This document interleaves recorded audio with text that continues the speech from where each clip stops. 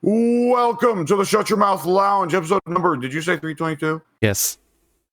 322! That was 332. Or 332. Whatever. All 332, your ass. Nonetheless.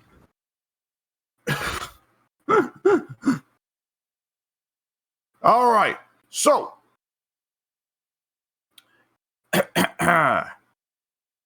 Pink? Yeah!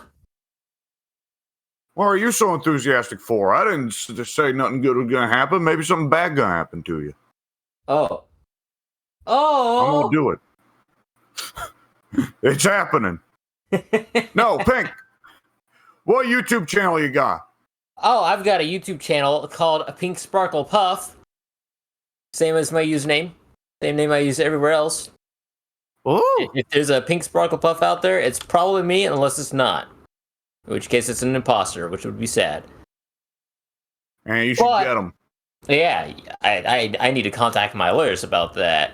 Can't have any fakes running around. Besmirching the family name that begins and ends with me. I am family.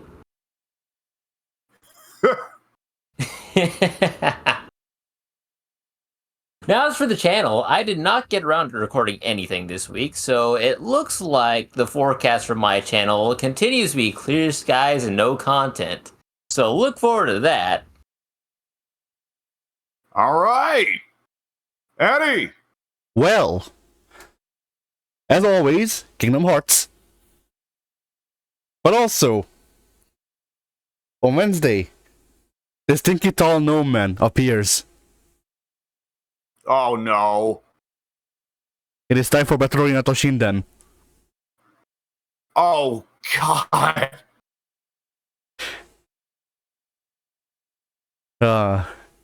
And then, on Friday, More Perfect Apocalypse. You know, I am happy, because both the fighting games, well, okay, both Maximum Impact. Nobody gives a shit about fucking Rhythm Busters, Slap Happy Rhythm Busters, because I'm one of 5 people who's heard of the game. I'm just gonna chalk it up to that. That's fair. Excuse you, I'm a big fan of Rhythm Happy Slap Busters. And yeah. What was I gonna say? So yeah, the Maximum Impact video did pretty well, considering my second channel's size and all that. Perfect Apocalypse, people actually watch it, which is a big surprise considering it's, you know, it is a whodunit gay furry visual novel disguised as a dating sim. I don't see a problem with I mean, it just seems like a very niche thing where, like, I would expect a lot of people to find it and turn away before it finds the niche, you know? Before they're drawn in. Yeah.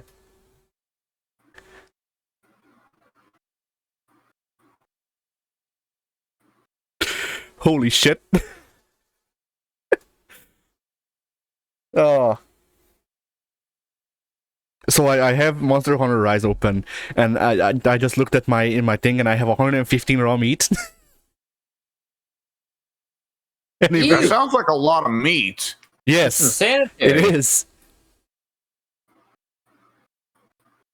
Would you believe that while I'm podcasting, I also was like, I'm going to check out some Warhammer mods while I just look over some Warhammer mods while we podcast. I'm looking at an ogre thing that it's also about, hey, here's a lot of raw meat. So apparently this is the meat cast today. Sure, why not? I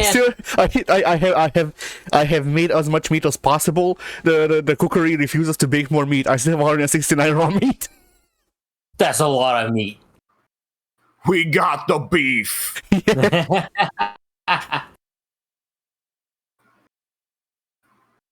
But yes, so yeah, Perfect Apocalypse. That's about it. That's it for my channel. All right. And on my own channel, I will likely be coming out with still Phasmophobia, though we're getting to the very end of it, and Vermintide 2. Once Phasmophobia wraps, Payday 2 will come back. Now, man. I have not made any videos for this. I've not put in the work for it at all, what with the birthday celebrations going on and not stopping anytime soon. But I intend to, by the 25th, at the very latest. Maybe I'll sneak it in tomorrow. I don't know, because tomorrow is when my family is actually celebrating my birthday. They had to go out for an event yesterday, and they knew not to do it today because of the podcast. But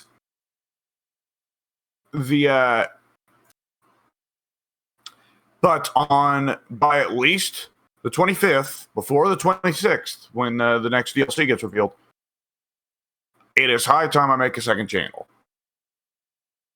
And I've been thinking about this for a while, that it's all well and good making videos like Phasmo and Vermintide, but uploading them is taking a long fucking time. And I don't have that much time to spare. So I was thinking the shift would be that I'd still record Vermintide and Phasmophobia and Payday and whatever I play with y'all. And after it's done recording, I decide whether or not to keep it. And just generally slow down the uploads on the main channel. And it'll still just be whatever unedited, uncut gameplay footage of various things that are not Total War Warhammer. And I don't expect any of them to be popular or a success, but I want to keep the videos as an archive for when funny or cool things happen when we're playing games, right? Yeah. The second channel, as you can imagine, will be devoted to the videos that people actually watch on my channel in the past. Total War Warhammer. Now, I don't know if there's anyone left subscribed to my channel who still watches for the Total War Warhammer content. But whoever does, that one guy, he's going to see that video go up saying, hey, I'm starting up a separate Total War channel. And he's going to go, holy shit, finally. I'm just so used to making this joke with FGA that I just imagine whenever there's literally a guy that we talk about, it's just Ed Boon. I don't know how much he has this much time on his hand. I don't know why he cares about our stuff. He just does. He doesn't strike me as a strategy game guy, honestly. But here he is.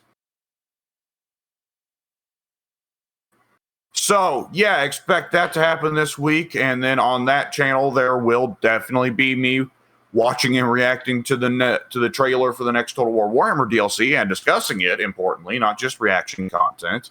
I'm not that sad yet. Yet.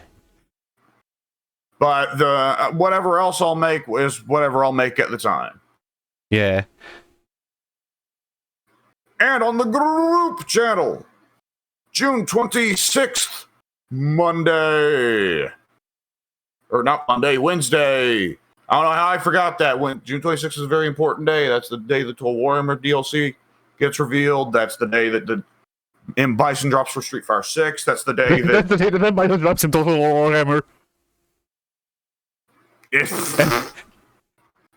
And then the fucking Warhammer Fantasy Samurai joins Street Fighter 6. I don't know what they're adding to Warhammer. Yeah. They're adding more fat people. Excellent. They're adding Honda 2. They're adding Honda's rival, electric Toyota. No. Oh no. Anyway, all right, so June 26th, Wednesday. Payday 2, Part 16. Getting the tiara, it's labeled. Was that the first time we did the Ukrainian job? Yes. Something like that. I thought we did it way earlier than that. Like, before you close out the tab, I want you to just type in Payday 2 into the search bar there. And press enter, so it will show you all of the titles, or the videos titled Payday 2. We're just all lowercase together. And you will see just how many Payday 2 videos there are. Yeah. June 28th, Friday, Street Fighter 6. On June 29th, Saturday, Phasmophobia Part 2022. Did I say 22? I meant 2022? I meant 22. Look, I just woke up an hour ago. I'm very sleepy. Phasmophobia for 2222. I'm quite sure that by this point... We're not just making the LP joke. We are the LP joke. Welcome to Minecraft Part 1500. I am quite sure that by this point, Mike is to that point with Dead by Daylight. Yeah.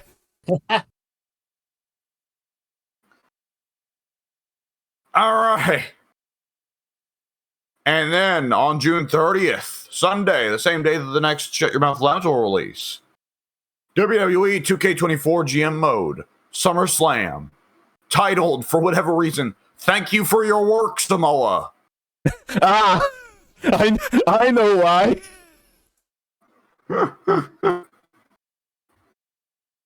All right. I mean, sometimes you just have to thank the entire country of Samoa for their work. They've done a lot for wrestling. Yes, they have. They continue to do so. It's quite impressive. Oh no. Okay. Okay, so naturally I went back to switch the YouTube channel over back from the FOS to Discord, whatever channel. The old days FOS, but now it's Devolution channel. Back to my own personal channel. But when I go back to my subscriptions to change channels, it naturally displays everything that the Devolution channel subscribed to. The videos that recently came out. Yeah. So I see Addy uploading Slap Happy Rhythm Busters, his arcade run, right? Yeah. Now the thumbnail is a dude holding up his hand, and in front of him is big text that says "you" pretty unambiguously, but it's a visual blendy kind of font that makes sense for that kind of. It's that late '90s, early 2000s techno punk skater gimmick sort of dealy there, like a bit like what's the It has the it has a Shibuya Street aesthetic that whatchamacallit that Jet Set Radio also has. That game. Yes, it's very Jet Set Radio. Now here's the issue. The letters I'm seeing in front of me are blending together in such a way that when I saw it while I was looking over the top right corner where the video is to try and change my channel I'm on, I did not read the text that it actually says. What I saw was this character very happily holding out his hand as in big, bold text in front of him, it displayed, "You come." And I had to double check and no, it says "you win." But the big W looks a lot like the big W. Half of the W looks like a C, and then the other half merged with the I to make a U in my head. And then there's like a little overhang on the right of the I in this font that merged with the N to make an M. So I did not read "you win."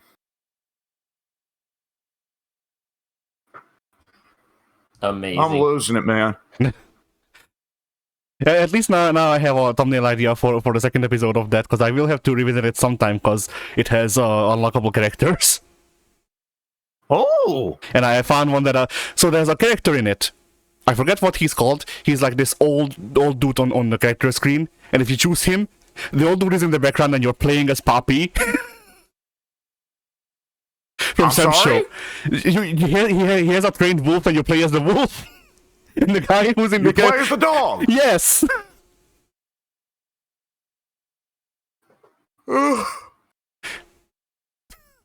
Oh. Like the guy who's on the select screen is in the background. You can change to play as him for a second, but I don't know how, because this game came out before the move command lists.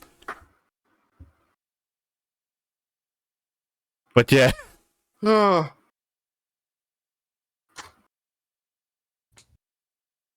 Oh boy! All right. On that high note, which we will not be doing better than.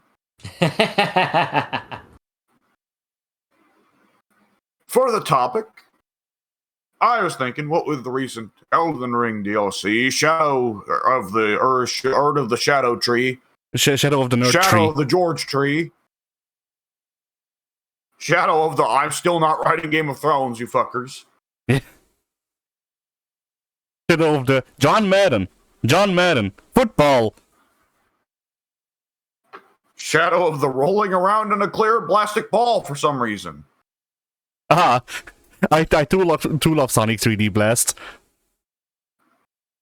Shadow of the dicks flapping in the wind. Well, honestly, it was more like George was playing monkey ball, but in real life.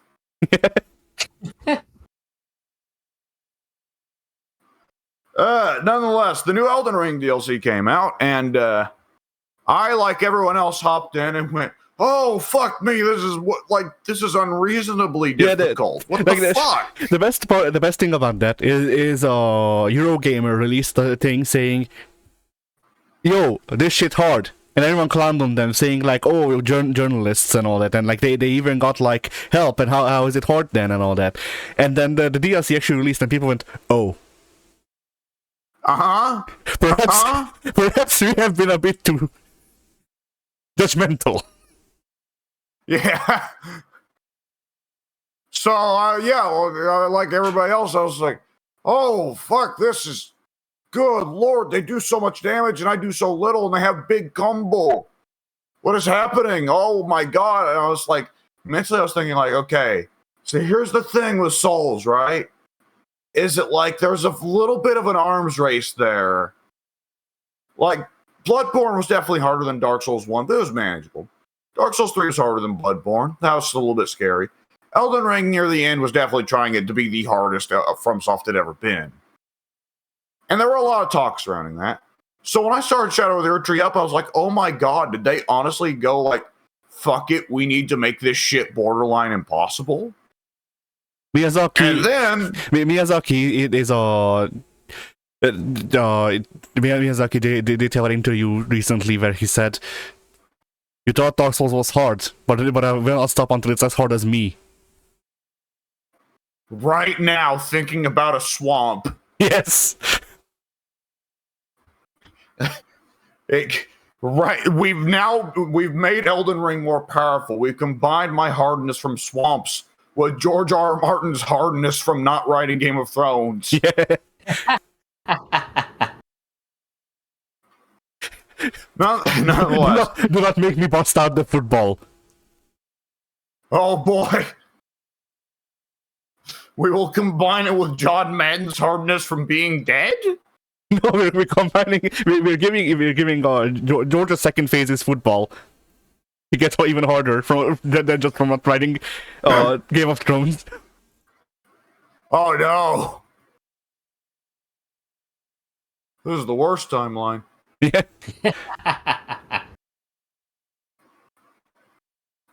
But nonetheless, like some people who are now coming around to it, I found an item.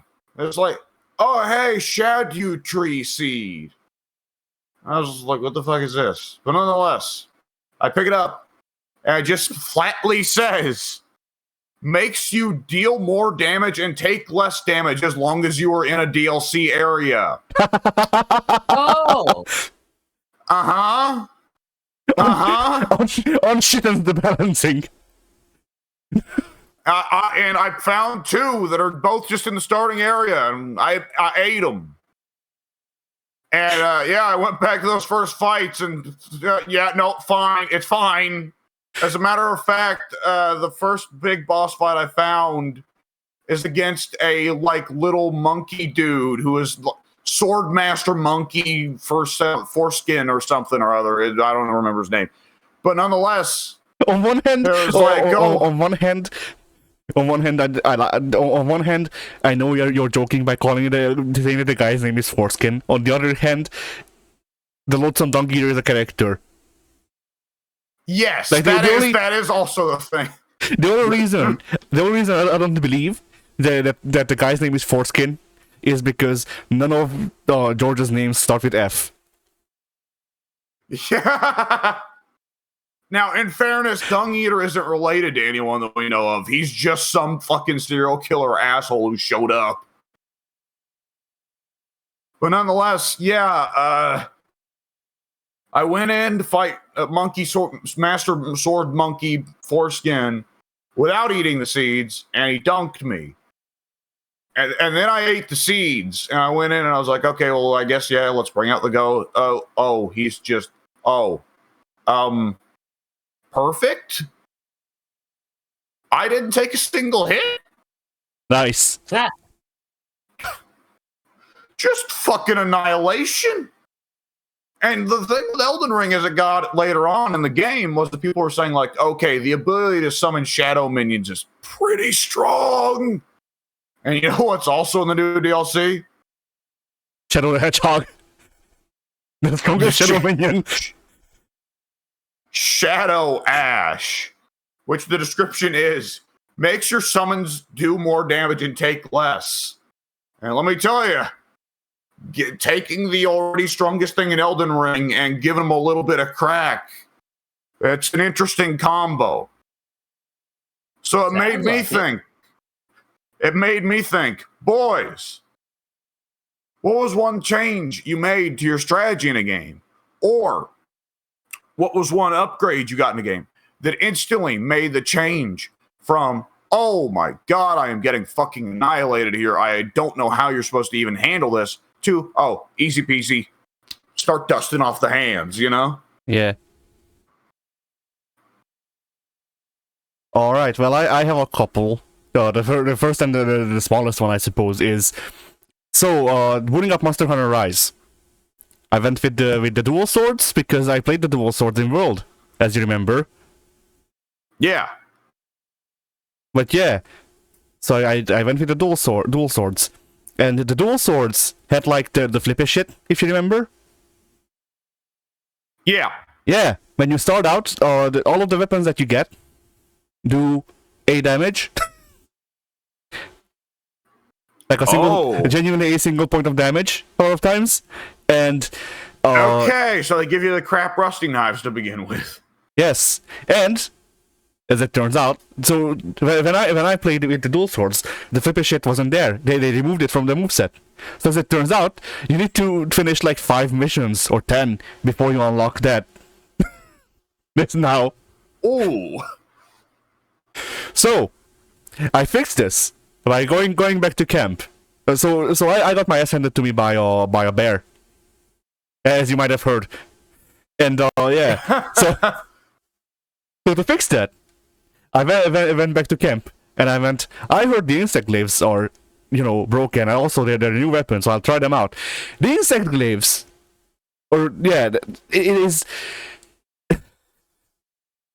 it nullifies enemies. I fought like this big cat that's on fire. Is the best way I can describe this monster. Sounds like Monster Hunter already. And it has a move which basically does Akuma's demon flip into dive kick.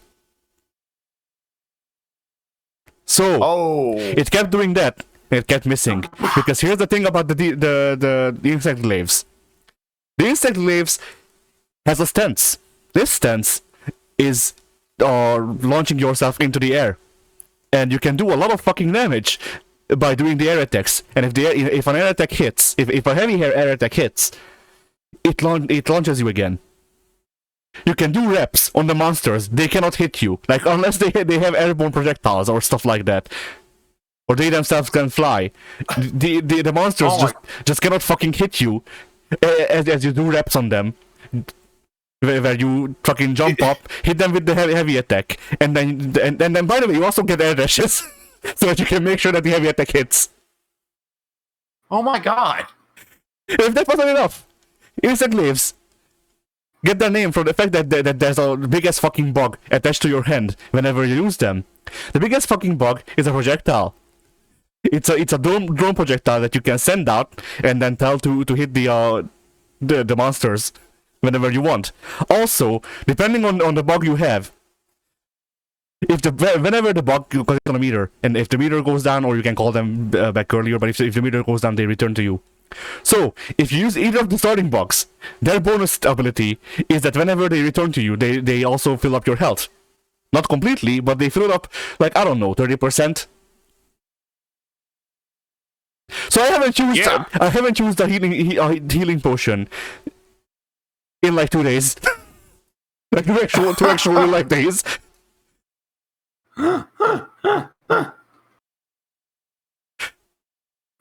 Because healing potions only get used when it's too risky to send the bug out and wait for it to return.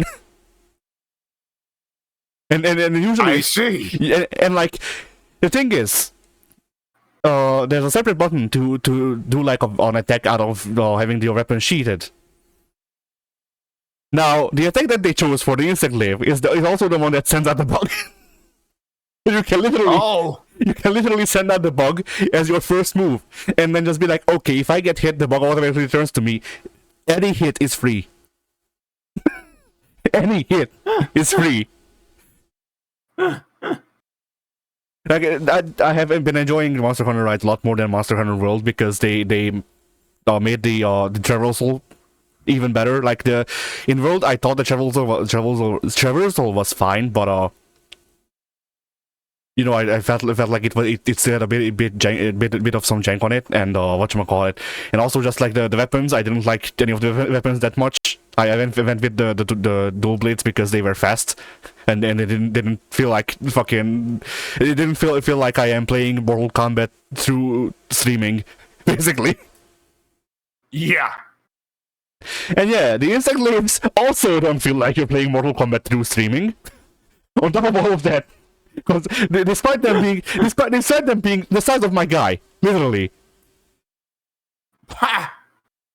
My guy is fucking hitting people 15 times, and also like on top of this, because the insect glaive doesn't get a lot of combo usually, aside from the reps and shit like that. Like you don't get a lot of combo because you have everything else. But then there's also the like powered up stance that you can get sometimes if you play with the if you send out the bug at the right times and stuff like that, you can get powered up, and in that you also unlock combos because fuck everyone.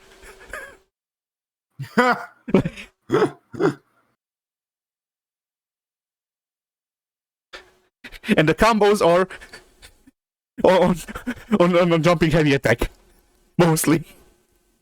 So I see. So basically, everything links back to you flying, and when you're flying, a lot of things cannot hurt you, and it is like I can understand why people complained that this game was a lot easier than World, because it is. Like I am having more fun with the travel zone and shit, just overall, because they added these like. They added this thing this is a universal mechanic where you can just aim at any point in time and then press the trigger and you do a jump. They also added parkour, which makes like it makes movement very fun, because even also your team is not just cat anymore. Your team is cat and dog, and you can ride the dog because it's that big, I guess. And like the dog is faster than doing the Palamutes. Palamutes, yes. And yeah, the dog is faster than just doing parkour. But let me tell you, I have gone like halfway across the screen with parkour in like half a minute. So yeah, I don't know if y'all will want to play. If memory serves, they announced at the Summer Games Fest that there's like complete crossplay for this game on everything. So.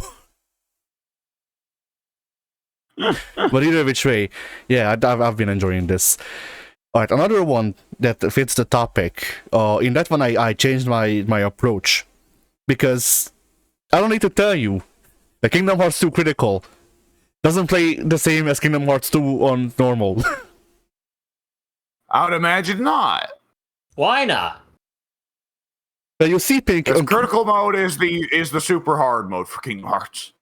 Yes, in Kingdom Hearts 2's critical mode rebalances the game so that apparently you deal less damage, which you deal less damage and you have whatchamacallit, like a lower combo ceiling, apparently, I have learned, which I noticed the opposite, so I don't know what was going on with that. Yeah. But yeah, Critical is basically a mode that is rebalanced so that you die a lot faster, but so do the enemies. From my experience, like an enemy hits you like 3 times and you're dead, even at like higher levels. But at the same time, enemies who would take 10 hits take 2. Huh. So it's fine. Really, the bosses are pieces of shit, but whatever. So yeah, in critical, you have to think about how, like, each boss has their quirks and all that. But I just noticed that I used, once it becomes available, parry a lot more. Because, I mean, why wouldn't you? And it's really mostly a thing, like, parry is mostly a thing for Zigbar. The Zigbar, if you remember, W just goes away and shoots, and then you can repel the shots.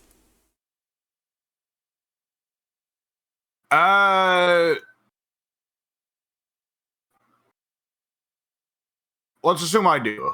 All right. Assume I do. Well, whatever. Parry for that was very useful. But also, like parry and reflect go, or whatever they call it, I forget. Was it? No, it is a reflect go.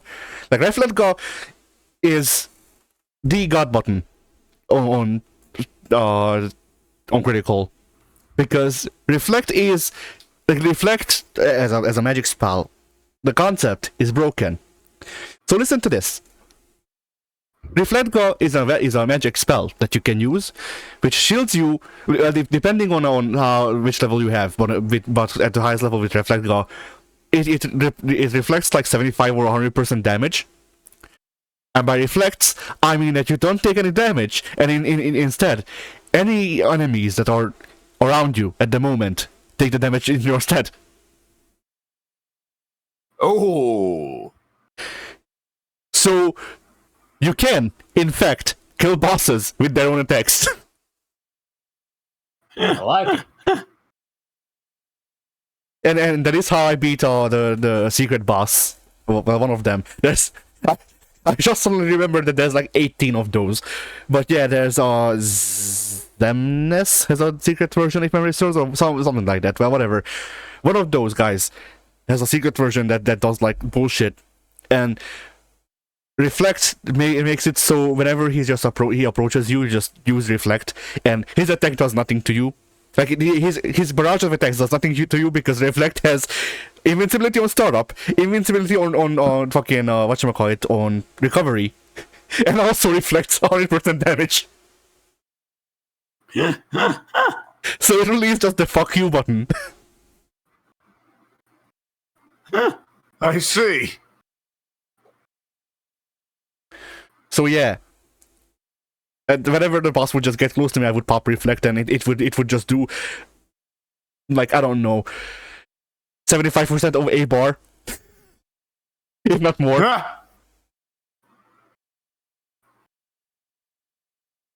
Like the problems with those, like oh yeah, it was in the Zemnis fight that I did this in. The problem with that is that the Zemnis fight has points where you can't use Reflect, so I actually had to play the game. But whenever the Reflect is not there, parry is, and you can unlock a parry follow-up move that basically you can unlock parry attacks.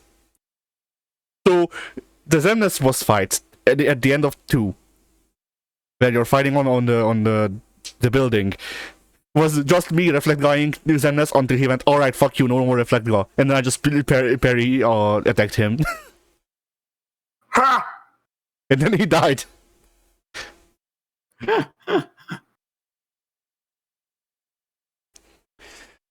So yeah, that's but that has genuinely changed how I play Kingdom Hearts, just in general, because you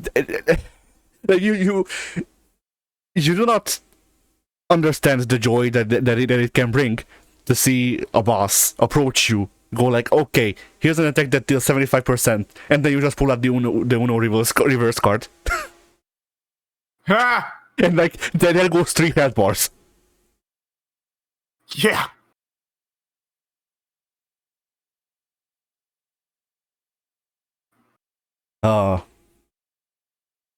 Then let's see, did I have another one? Because the Kingdom Hearts one was the one that immediately came to mind.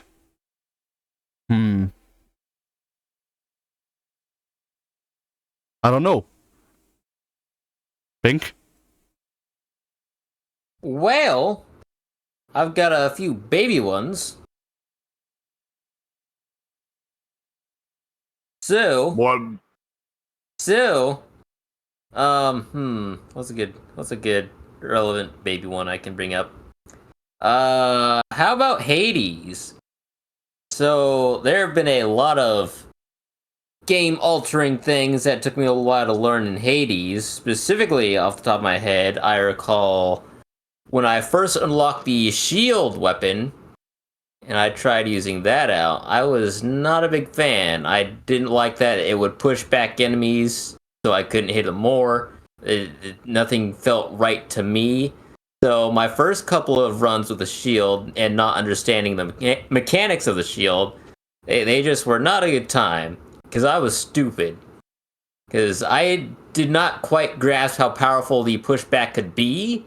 Where, no, you're not supposed to do damage over time to the enemies. You're supposed to be slamming them into walls and pillars, like any rational human being would have figured out a long time ago, but I did not. And also, I did not use the block feature near enough for many of my runs. So I can distinctly remember several times traveling throughout Asphodel and Elysium where I'm just being bombarded by projectiles and being like, man, this would be so much easier if I had a long-range weapon, because I don't want to throw my shield away, because I need that for the close combat and all those other things. But then I'm like, wait, I can just shield through all these orbs and butterflies and whatnot. Then I can power dash through the orbs and butterflies, and then I'm right up close to them, and I'll just smack them into a wall. So, over the course of my playtime in Hades, I went from not really liking the shield to relying on the shield quite a lot as a crutch weapon. Yeah, it's pretty damn solid. Yeah. Hades, I mean, of course, Hades, anytime you got a roguelike, part of the idea is going to be that first time where, you know, you step up against old... Oh, what's the name of the first chick you fight? Megara. Yeah, you step up against Megara, and she just annihilates you. Yeah. And somewhere along the line, you figure out a boon combo that really works, and you're able to get back at her. Yep. And you go from there. Yep. It's a lot of trial and error. And there's a lot of things to trial in that game. Oh, yeah.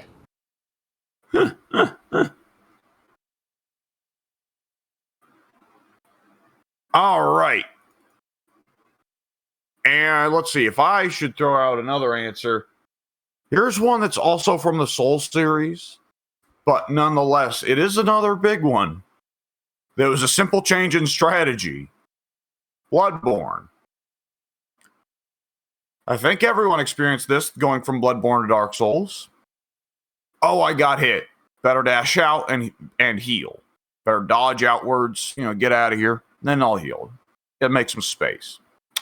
Oh, well, that didn't work. They just went up and hit me.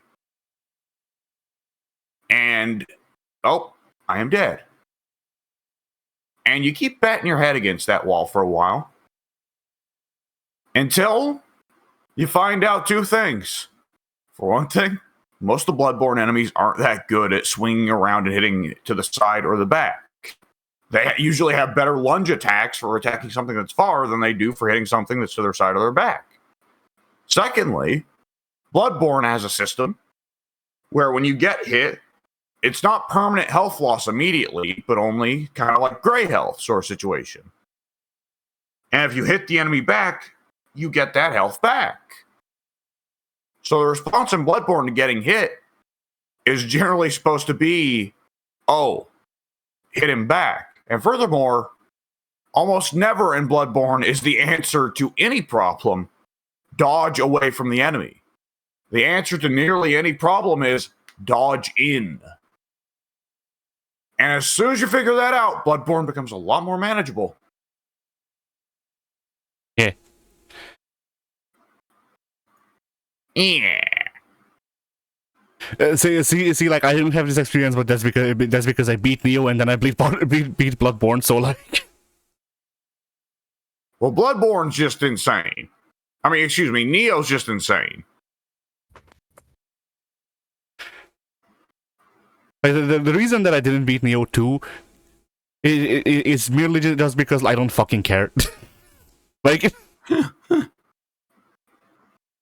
I've done this some Dance. The addition of the turning into demons isn't big enough gameplay change for me to fucking give a shit. There's still Diablo loot. In fact, it's worse. Like,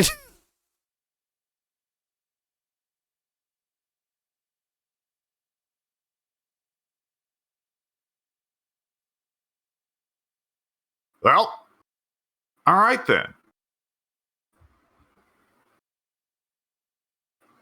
Now let's see here. I know there's got to be another one just waiting to be mentioned.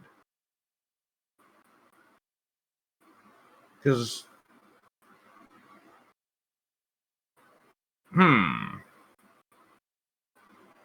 what's one that's distinctively like just an upgrade that you can buy? Not even necessarily a new move, but just simply an upgrade that you can buy, and instantly it's like, oh, everything is so much more manageable now.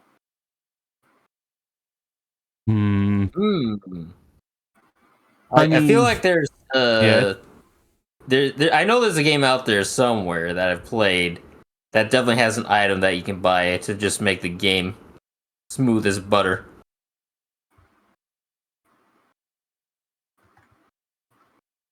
I mean, it's a minor thing, but dual hidden blades in Brotherhood. Yeah, It makes starting stuff a lot easier. Yeah, because Brotherhood likes to have a lot of enemies in stealth standing next to each other. Yes. There have been a lot of times in Gotham Knights where I've been wishing, like, oh god, why couldn't there be a double stealth takedown in this game? Yeah. See, the thing it's a big difference maker. Yeah, I mean, the one thing with the stealth like multiple stealth takedowns though is that eventually you're just gonna ask yourself, why isn't there a triple stealth takedown? Why isn't there a quadruple stealth takedown? I've got two hands and 2 feet. Why can I not equip blades to all these things? Yeah. So Batman Arkham did end up asking that question and added the fucking takedown streak. Oh, I know. Assassin's Creed has stolen that. Of course they did. But they never make it make sense, because you know that actually takes like dev time and money. So instead of your character actually going and assassinating the people, they just teleport. Oh, yep, there you go.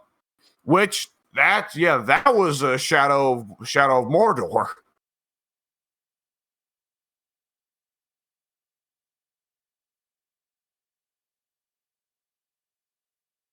Which Shadow of Mordor, once you got the teleporting down, it really just broke the stealth of the game and the combat of the game. Because it was 2 arrows. You spent 2 arrows to teleport. But my memory is it was not hard at all to find the appropriate item buff that would make it so that every time you get a kill, you restore 2 arrows or something like that. Yeah. So it was just free teleport instant kills. At which point you cease to be Mr. Hero and you start to be just this horrible, unnatural fucking demon thing that just appears and people die. Yeah. I thought that's everything in Lord of the Rings. Yeah, there's definitely a lot of things in Lord of the Rings that can be like that.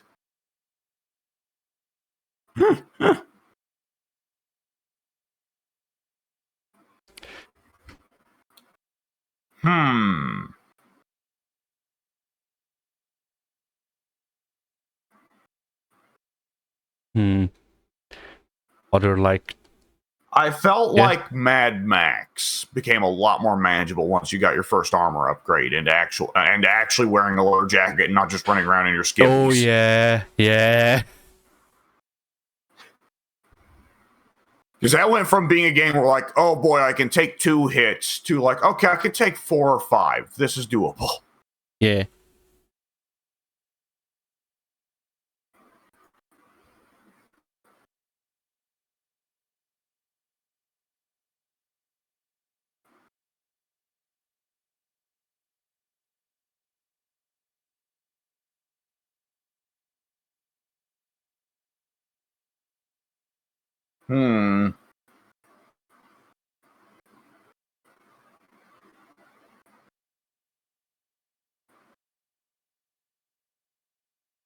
Okay.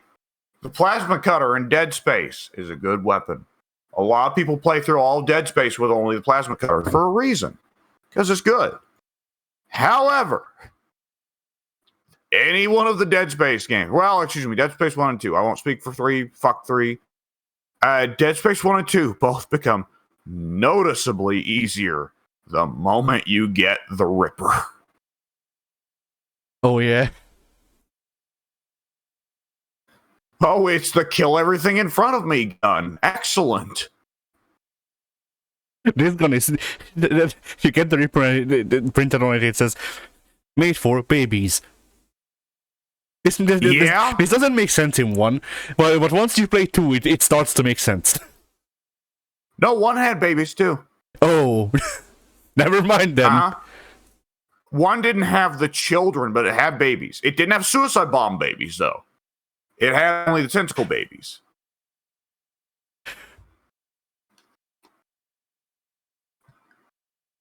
Completely normal sentences.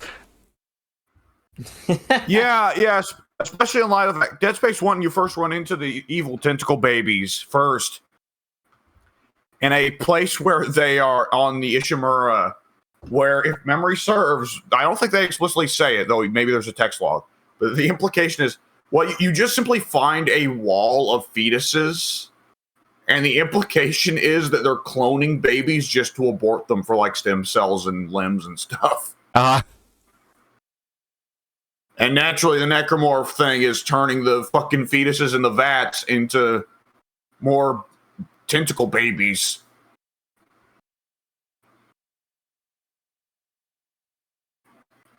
So there you go. That's Dead Space. Yep. That's a wild ride right there. Yeah.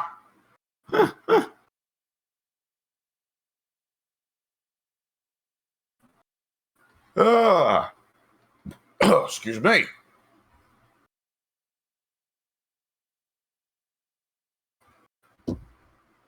Fallout 4 becomes a lot more manageable once you have something that's not the pipe gun. Yeah. Oh my god, Fallout New Vegas, the moment you stop using the vermin rifle. Yeah, that's true. Because odds are you got a 9mm pretty quickly. If you have the DLCs, you start with a 10mm. Yeah, the DLC. Yeah, there's a good quick hack. Spend real money, get instantly make your trip more manageable. Yeah. Can you even get a version of New Vegas without the DLCs anymore? Yes. Really? Yes. Well, I don't know. That's okay. I was about to say. I'm pretty sure the digital platforms all still sell Fallout New Vegas as a base game and still keep the DLC excluded. I'm not sure about Fallout 3. Steam carries both as only with our package with the DLCs. Okay. Xbox and PlayStation. Go ahead. Xbox and PlayStation still carry both as the base game plus DLC separately. That's what I thought, but I wasn't sure because I knew I got Fallout 3 on Steam and it was just defaulted to the Game of the Year edition, which has all the DLCs. Whereas I got Fallout 3 on the Xbox for free because it came with Fallout 4 and my Xbox that I bought years ago. So I got Fallout 3, the base game, on the Xbox, but it didn't come with DLC, so it's unplayable. Yeah.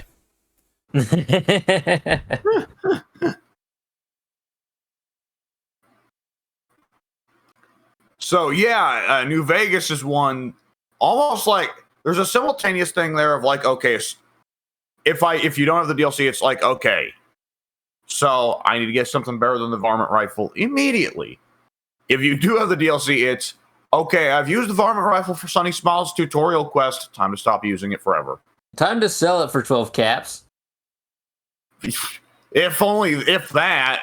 Chet ain't that agreeable. Mr. Fucking, I don't really care if the town falls to the powder gangers. Their money's good too.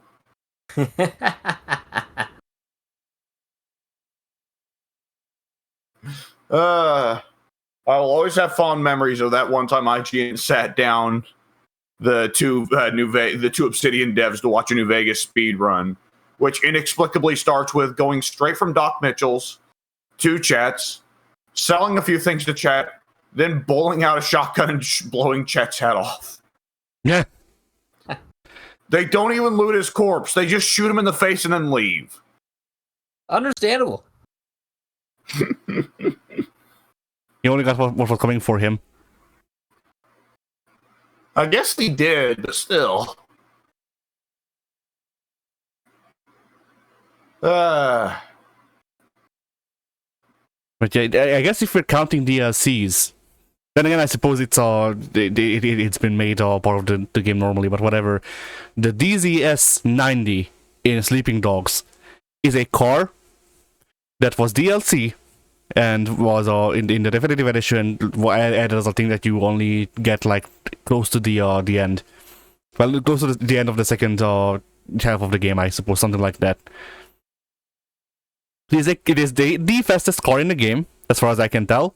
It has the best handling. It also has turrets. Just Sounds pretty good, yo. Oh yeah, also an EMP. What? Yeah. But why though? It's an experimental. It's an experimental car for the triads or something like that. That the triad doctor scientist man was trying to sell, and your like the missions that you have to do to get it, or you testing the prototypes to make sure it works, and then stealing it back when it gets stolen.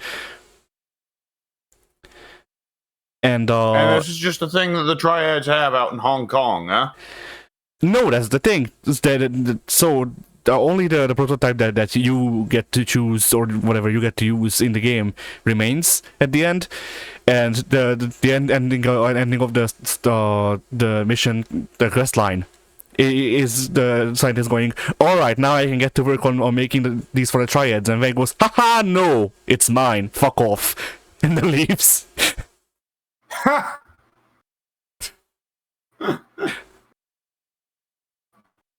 So no, Wei Shen has it, not the triads, but otherwise, yeah. Okay. I got a mini topic. Yeah. The chat thing reminded me. Okay. What's one NPC in a given game that you have to kill on every playthrough? He has to die. He can't live to the end.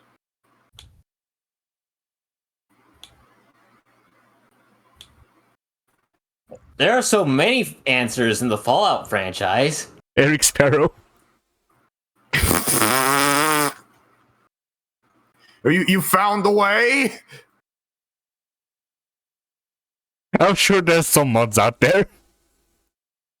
Oh, I have no doubt. I'm sure there's one that just simply you get to the Russia stage and he's just strung up from the fucking Kremlin by his neck.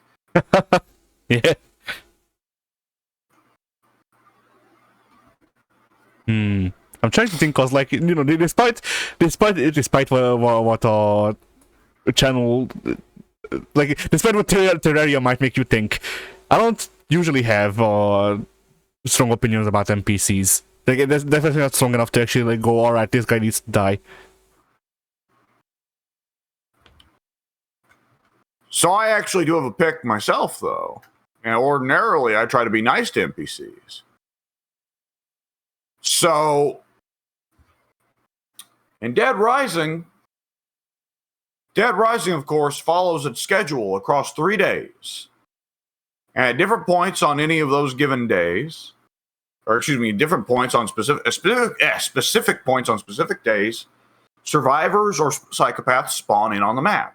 Survivors, of course, are the notoriously stupid escort missions that you can take back to the base for XP and various other rewards. And psychopaths are bosses.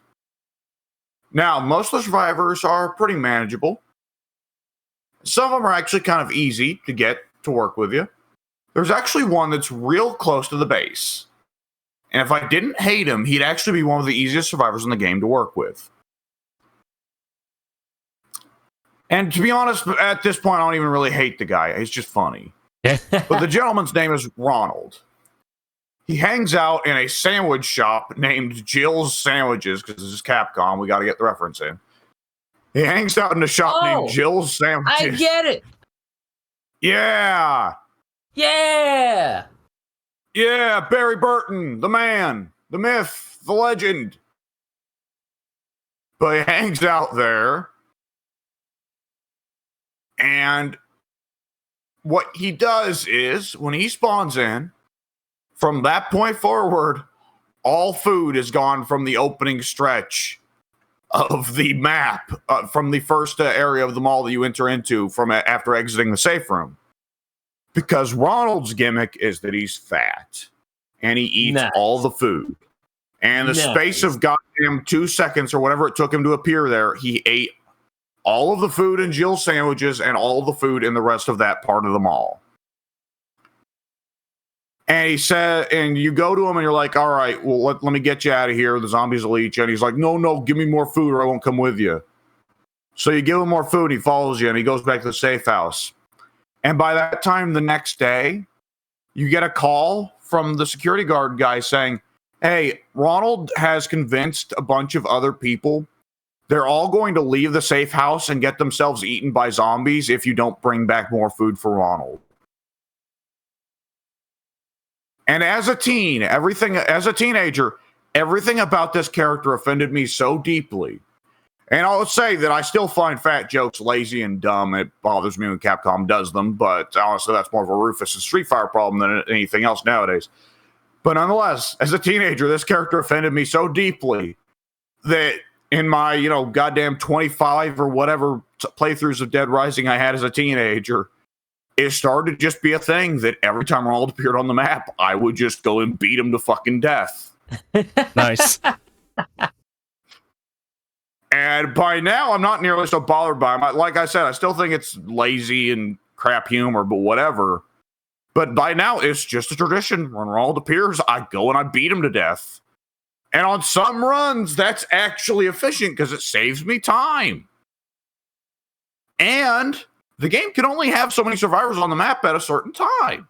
So if there's any survivors on the map you don't plan on saving that are just hanging out, they're taking up time in that queue. So by killing him, not only am I freeing up space for another survivor to spawn on the map, I'm also making sure that I don't have to deal with his bullshit the next day. I like. And that's why I blew him away with the MAC-10. Officer. He deserved it for being fat. The crime. At long last, I've become the spirit of Ted's vengeance. Yeah. One night I looked up at the moon and I saw Ted's face. You're like Ghost Rider, but instead of fire, your face is just overtaken by Lord.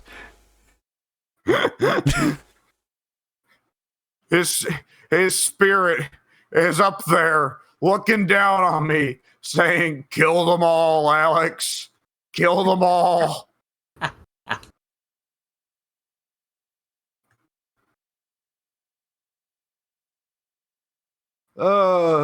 Shit.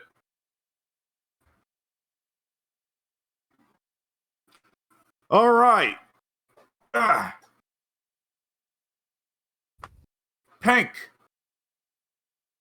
All right, Who has you're to- out of your who has to mind die? if you don't think I don't immediately kill. Oh, who's the guy who hunts you down in New Vegas for the bottle caps? That fucking legend. I don't fuck with him for fear of activating his powers. Mason, I thought. I think it starts with an M. I don't recall though. It's my favorite New Vegas character, man. Something about that would make him even more sinister.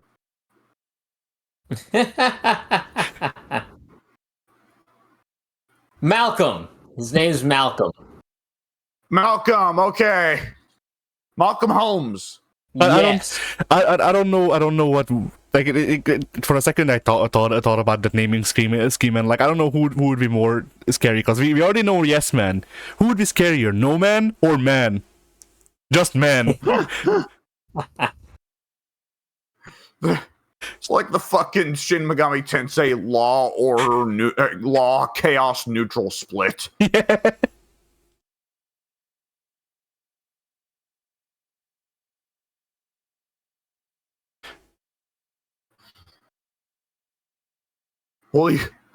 Will you fight for an independent New Vegas, or will you lay down and die like a dog?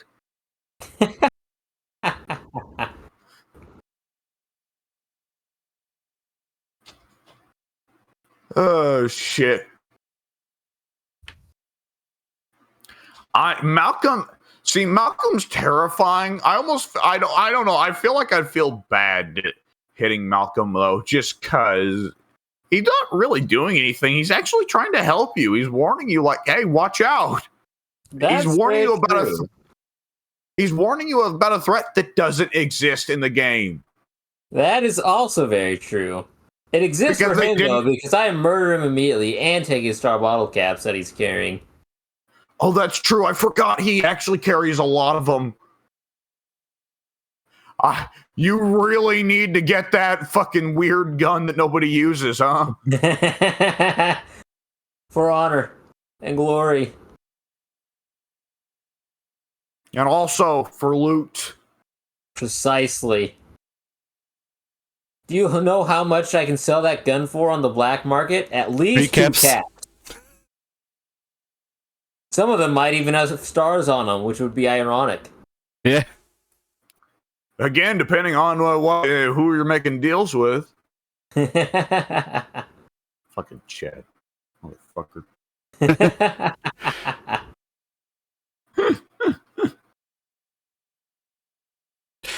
I guess if we're keeping ourselves to like New Vegas, the entire White Glove Society, I kill them on every playthrough. Yeah. The White Glove Society has always been an entertaining one just because. Okay, the question is, do you get in and try to do part of the quest before just going, fuck it, and beating them to death with a cane? Or do you enter the place and do the classic exchange of, can I trouble you to hand over a gun, sir? Can I trouble you to blow it out your ass? Commence massacre. Meanwhile, the thing I love about the fucking White Glove Society descending into anarchy as it inevitably turned into a massacre is always the dude that hired you to look for his kids still just sitting there drinking. Yeah. As like you and a fucking White Glove Society member are beating each other with canes right behind them. So I think I may have mentioned this at some point. When I first played New Vegas, I tried to do the White Glove Society storyline legit, like the intrigue and the stealth and all that. So I got to the part where there's the one White Glove member who's informing you, and he takes you to the spas to inform you in secret, and then his head pops off, right? Yeah. Well, I didn't have any weapons, and I had built entirely for ranged. Ah. So those two guys run up on me with the canes, and I take a couple swings with my fists, and I see, oh, this is doing no damage. Meanwhile, they took us a couple swings at me. They do all the damage. Nice. So I run my ass away, and they beat Boone to fucking unconsciousness, right? Yeah. Now here's the thing. I don't know how to get away from them. Because I'm not exiting the building with these guys in pursuit. So I start running or trying to get away from them going around the swimming pool. I think, okay, if I loop around the swimming pool enough times, then he'll eventually, like, I don't know, get caught on something or lose interest, right? Sure. So I'm running around the swimming pool, and eventually, I think one of them Boone did manage to beat one of them to death with his bare hands. Credit where credit is due before they took them down. So I'm only being pursued by one of them with a cane. As again, there's some people in the swimming pool, around the swimming pool, that are just enjoying their days. As this guy chases me around the swimming pool. And then it takes long enough that Boone's knockout timer refreshes, and he gets back up. Excellent. So Boone starts running after the white glove guard, but the white glove guard is set to prioritize the player over companions. So for about at least a minute, I am running around the pool as the white glove guard is chasing me around the pool, as Boone is chasing the white glove guard around the pool. Benny Hill shit. And I don't remember where that ended. All I remember is that at some point later, I was covered in blood in the lobby with the shotgun fully unloaded, and the only person left in the lobby alive being the dude who hired me to check the whole thing out. See, I forget how I got it exactly. When I tried doing it with the proper like stealth and shit, I guess I might have beaten one of them to death. So I gave Boone the cane because I didn't like it. And I don't know where I found a knife, but I had a knife. So I just went out and shanked everyone. and then if the shanking wasn't convincing enough, Boone would just bonk them.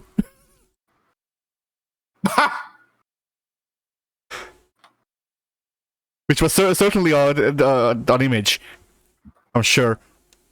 For all of the like, that quest is... Yeah. Oh, go ahead. I was gonna say like, you know, for all of like the two people who didn't aggro immediately, that must have been an image. But yeah, that's one of those quests that can evolve very rapidly as the NPCs just don't respond to it. Yeah. Another team of people that I always kill in New Vegas is I'm forgetting what they're called, but the people who run the store that is concurrents to Nick and Ralph's. Rush. Yeah. Well, that one's always the gimmick, is just simply drag all the shit into the bathroom, stuff your pockets with it, figure out which one is the strongest one, and unload it on everyone in the general vicinity, and then, hey, Cass is happy. My favorite playthrough. That's another one of my favorite dialogues in the game. If you have terrifying presence, have either of you guys seen what happens if you have terrifying presence in the Silver Rush? I have not. So you can walk up, and the front guard guy will say, "All right, fork over all your weapons before I'll let you in." And you can respond to him very simply with terrifying presence. If you try to take anything off of me, I will kill everyone in this room. And the guard just simply responds, "I think you mean that. Okay, keep your stuff." The thing I love about Terrifying Presence is that half of its lines are really good and the other half are just really childish. Right? I'm not sure if I've done a playthrough with Terrifying Presence. Oh, Terrifying Presence is great because it just turns off several important encounters. Nice. Like the problem. Yeah, go ahead. Have you ever seen the famous Veronica one? Probably not. I definitely have not. I didn't know in what situation would you use Terrifying Presence for that. So it's in Veronica's quest line, where when the Brotherhood of Steel of New Vegas or of the Mojave figures out that she is dealing in stuff they don't want to happen, right? She's exposing Brotherhood of Steel secrets and all this, that, and another, and they want to stop it from happening, right? Yeah. So they come up to you and they're like, it is time we take the traitor back to, I don't know, we're going to interrogate her and then probably kill her. We don't know. We're assholes. And the response for the terrifying presence is, I will cast down your holy book and stamp upon it. And the Brotherhood of Steel goes, holy shit! And then they all run off into the night, which is fucking hilarious because they're all in power armor. So it's hilarious to see a bunch of dudes in power armor shit themselves and run. And as they're running, Veronica just says, I didn't mean that, right?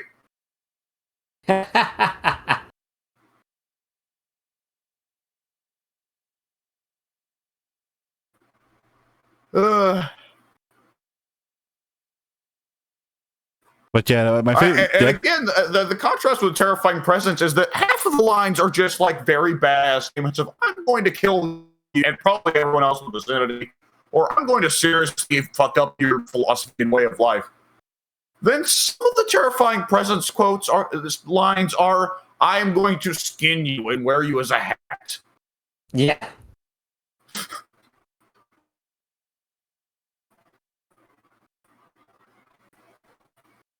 But Like at some point, you expect one of the Terrifying Presence lines to just simply be skulls, skulls, skulls. yeah. One of the terrifying presence slides is just this episode is featuring the Skulls special unit. that would do it. I have to commend Kojima for that. The fact that the most confounding boss team notifies you at the start of the level, hey, this shit's gonna come at some point, and you're just, it's the fucking gif of the dipshit from Friends, right? Just sitting there with the squinting eyes all relaxed, and the eyes get real wide. Yeah.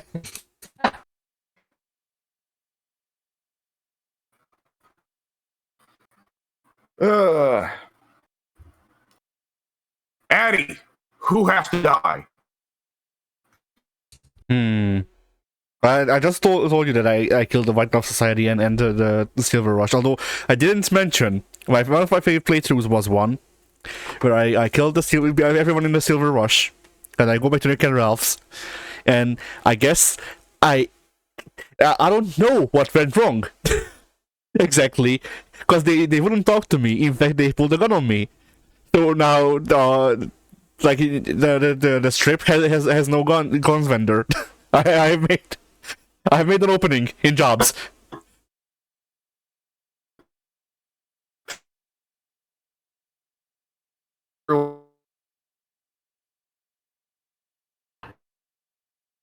Okay, so Addie said, okay, my brain, and I thought that Pink said White Glove Society. Pink, what did you say?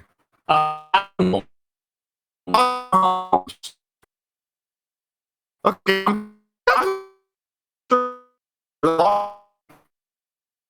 Oh, he's also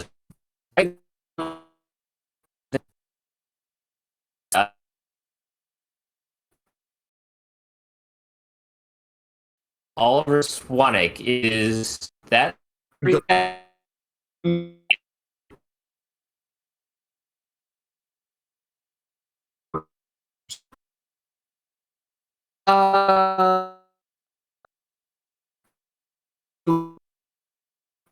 don't think that.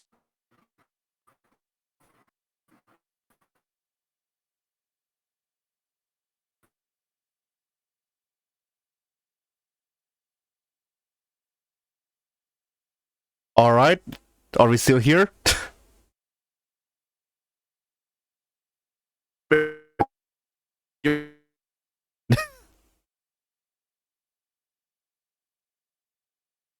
Okay, his internet must still be out.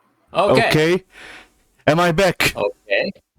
Yeah. Well, you've been here the whole time. So I guess we've been here for you. We could hear you the entire time. Okay, he still can't hear us. Okay, No, I can.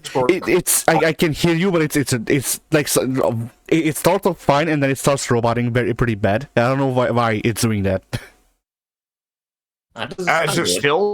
It's still doing it? Yes. Oh, weird. Thank you. You're not hearing it?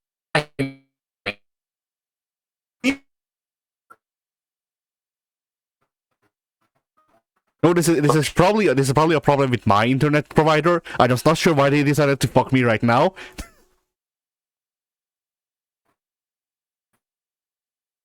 Why not? There's never a bad time to fuck. And according to I'm running a speed test on the side. According to the speed test, my speed is not only good, it is as advertised. Like usually it goes to like the minimum. Like you know how they're like 1,000 megabits per sec, and then there's an asterisk, and it's like, but only like once in a blue moon. Actually, it's like it's more like 500 down and 300 up. So, yeah, it is actually supposedly doing stuff as advertised, so I'm not sure what's going on. Like,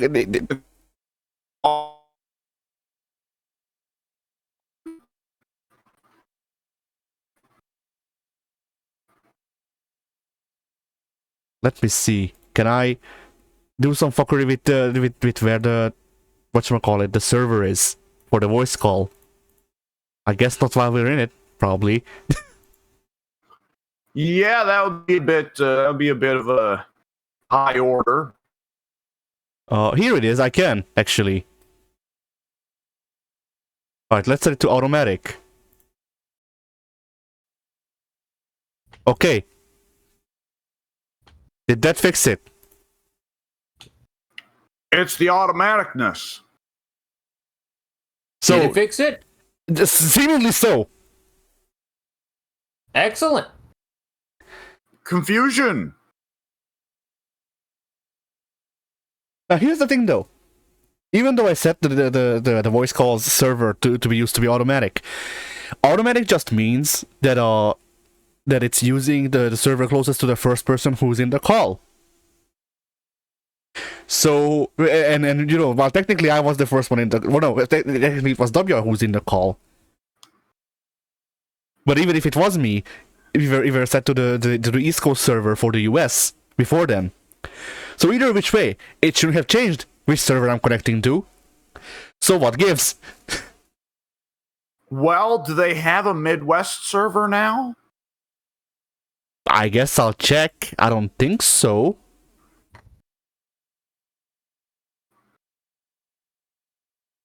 Let's see. The servers we have are Brazil, Hong Kong, India, Japan, Rotterdam, Russia, Singapore, South Africa, Sydney, Central, East, and South for the US. It may have switched to Central. Central would probably be better, at least for the connection between me and Pink. Seems logical. All right. Well, I guess. I guess I'll just leave it like that then. So, Addie, how long have you been hiding from us that you've actually been living in Kansas this whole time? Ha! Yeah, this is the thing. I couldn't tell you, but we actually have no money troubles. I am already in America, and actually I'm like a fifth generation fucking prince. That makes sense. Of Kansas. Yeah, I'll check it out. In Kansas? Not in Kansas. Prince of what? Dairy? No, I said Prince of Kansas, not in Kansas. Oh. That would make you probably a Native American, which would not be good. Things have not worked out for the Native American royalty, as a general rule. Yeah. Historically speaking, it's been a bit rough. they've seen better days. They've also seen worse days. Haven't we all?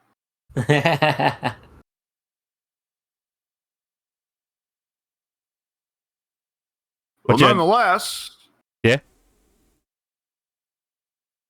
well, I was going to try and proceed, but if you've got something, then Yeah, no, go ahead, proceed. because I was just buying time. Go ahead. I didn't actually have anything to say. I was making space for time. Well, shit.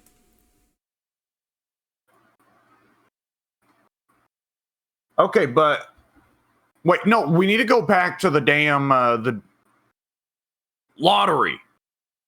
Yeah, That might be Oliver Swanek. I think it is. So I think when I was a teenager, I killed him on simple basis of the fact that he came at me shouting, fucking, whatever, fucking. As a teenager, I took deep offense to him this stranger coming at me shouting the F-bomb. Don't know why. But then again, I also, when I was a teenager, killed boxcars for cursing too much. So I guess it just bothered me that much as a teenager.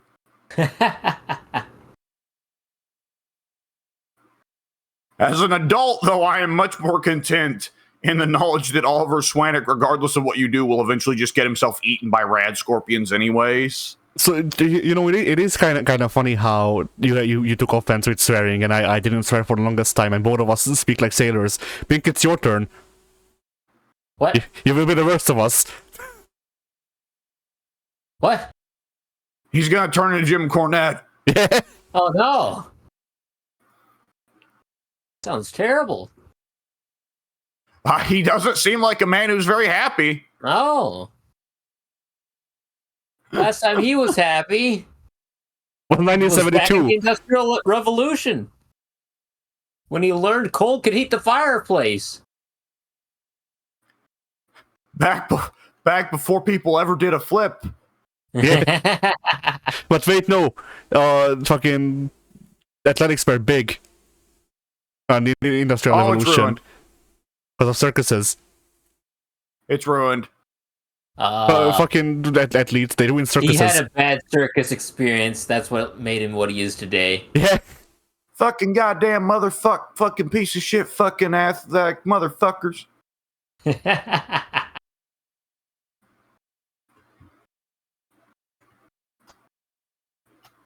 Fucking goddamn pieces of shit. I'll fucking kill you. And then Mike's gonna be like, no, he didn't say he was gonna kill him. He just implied it. Yeah.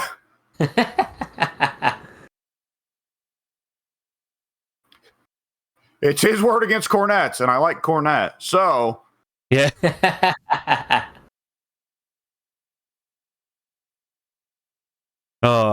fucking This-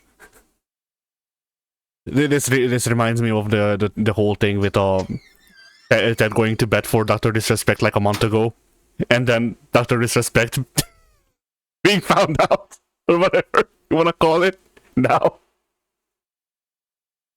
I don't even remember what that was in either case. I guess I don't really care either. I mean, if memory serves, it was just Ted posted some Dr. Disrespect clip and then went, you know what, this guy is based. This guy, he knows what to do. And then the Twitch staff, the NDA is over, so Twitch staff posted, oh yeah, we banned Dr. Disrespect because he's a pedo. I do not remember Ted being like, you know what, guys, I'm a big Dr. Disrespect fan. That doesn't sound like him.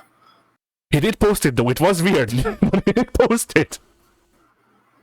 Was it one of those Facebook links I can't see because I don't have an account? That's the thing. He thought, I don't remember if he called him by name, but he talked about him and posted an image of him, from what I remember. And the image had his name in it, so I would assume he'd know who it is.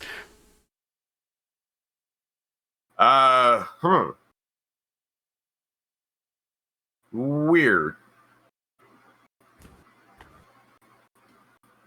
Nonetheless.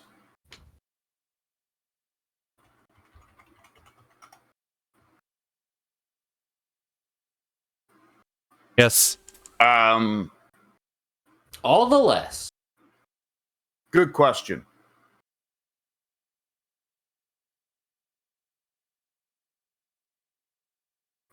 The lottery. Yes. I freaking love lotteries, man. I love gambling. I'm a big fan of spending money to maybe one day, maybe sort of almost, maybe win. Maybe, kind of, almost, but not really. But probably not.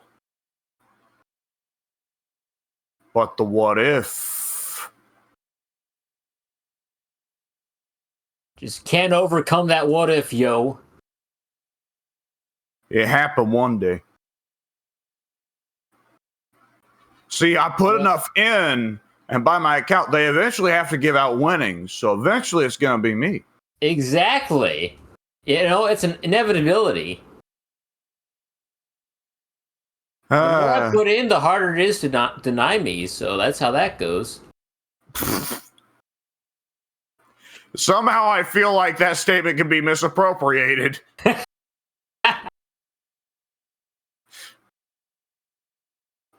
It's going to be going somewhere wrong.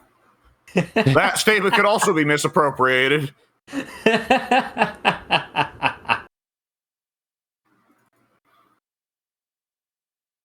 It's all gone off. Addie, how did this happen? Why did you allow this? What have you done? How could you be party to this depravity?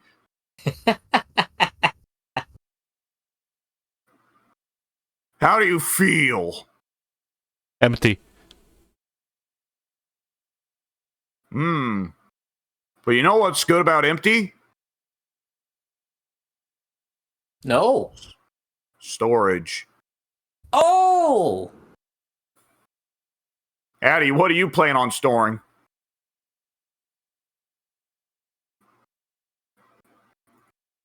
There's so many good answers. It has to be stored inside you, remember? Yeah.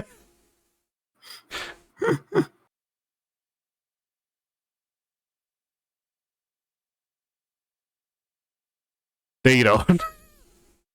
not like the concept of data, but he's a fucking actor from Star Trek. The guy.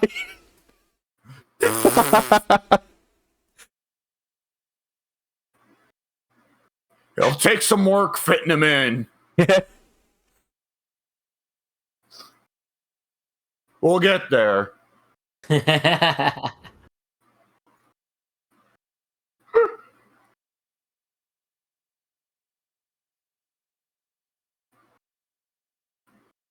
Uh.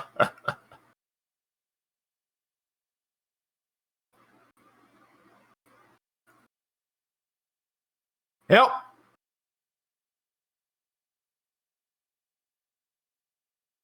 My brain is done.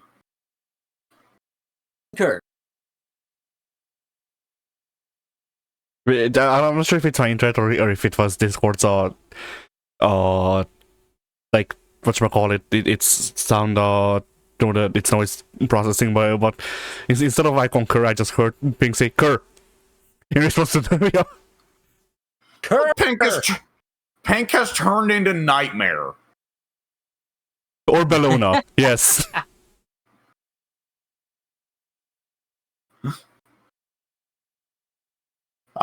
You know what? I won't mind as long as I'm not the one being hit with Soul Edge. By the way, Pink, how's the new giant monster arm? Oh, it's very handy, you know. I can... Well, it's actually not handy at all. It's very cumbersome.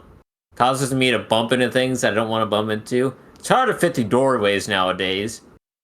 You know, I gotta walk through it sideways. Finally, I get the opportunity to ask. Pink, I've always wondered, that arm on the shoulder, does it work? Or that eye on the shoulder? The eye. I mean, it works for the eye itself. I mean, I can't see out of it. I assume somebody else is getting use out of it, though. I mean, honestly, it kind of sucks for me, but, you know. The arm's got a good view. That's disturbing, but also delightfully derpy. The idea of someone watching from Nightmare's shoulder. Like, they can only tell what's going on half the time.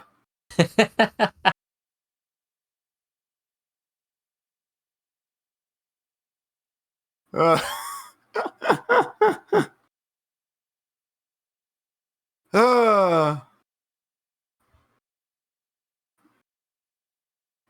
all right. I would say we're in a pretty good place to wrap this up. Yep, bye. Eddie? Oh, damn it.